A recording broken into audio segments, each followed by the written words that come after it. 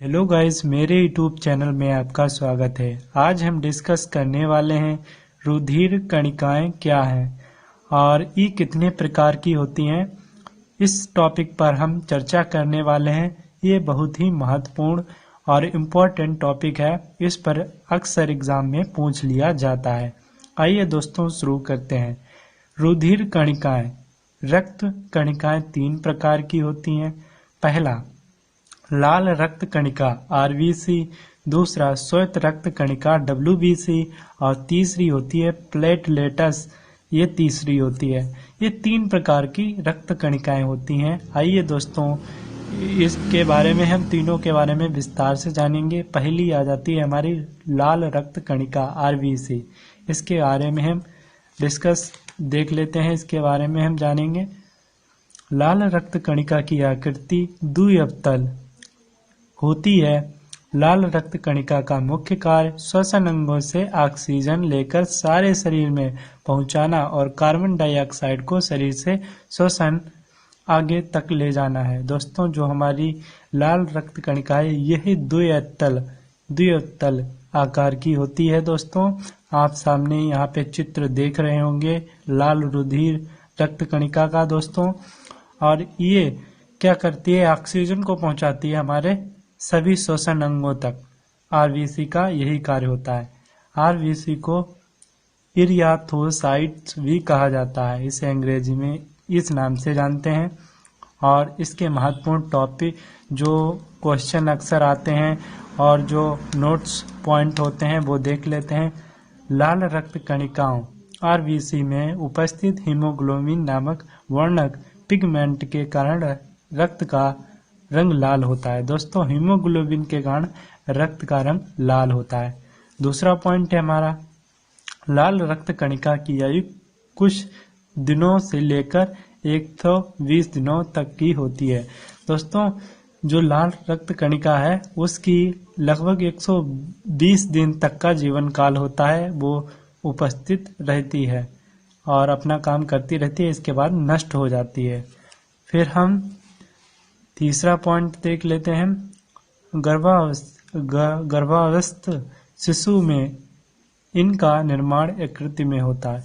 यानी जो शिशु होता है पेट में, तब इनका निर्माण यकृत में होता है। बाद में जन्म के अस्थिमज्जा में लाल रक्त कणिकाओं का उत्पादन होता है। यानी जो शिशु होता है छोटा होता है तो उसके यकृत में इसका निर्माण होता है। बाद में अस्थिमज्जा में होने लगता है जब वो धीरे धीरे बड़ा होता है। दूसरा पॉइंट देख लेते हैं।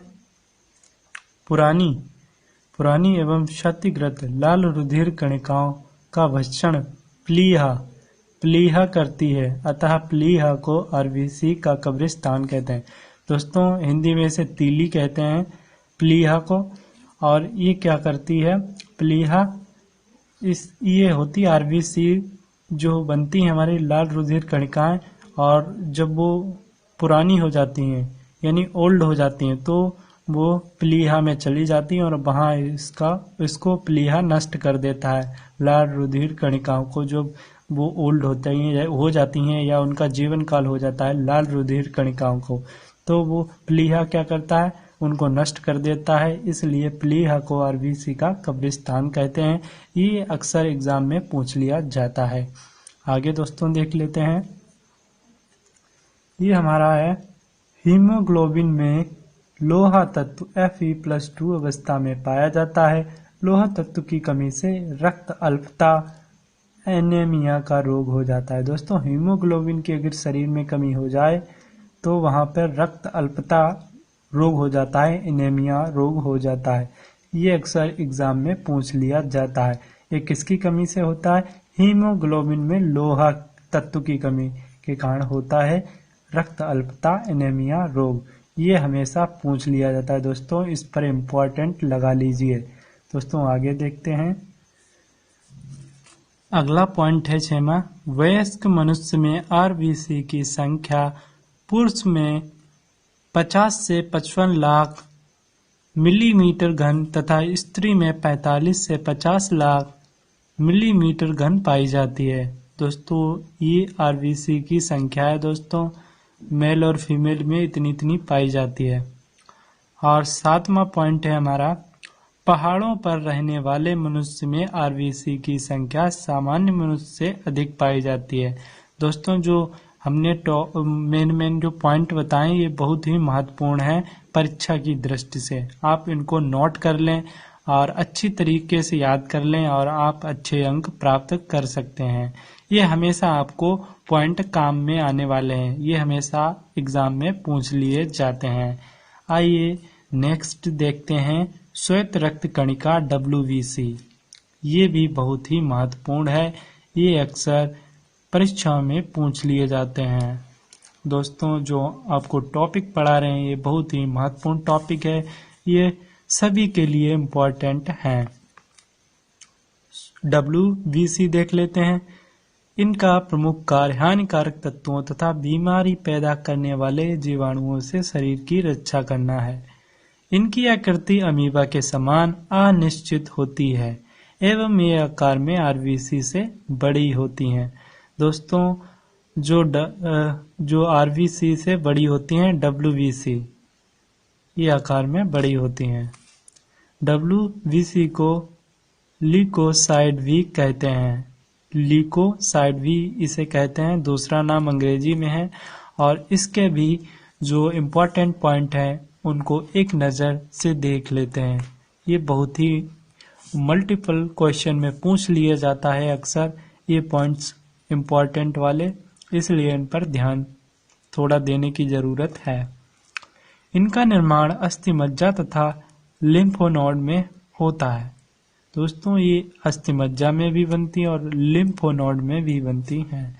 इनका जीवन काल औसतन 1 से 4 दिन का होता है, यानी लाल रुधिर कणिका का जीवन काल 120 होता है, उससे छोटा इसका जीवन काल होता है मात्र 1 से 4 दिन का।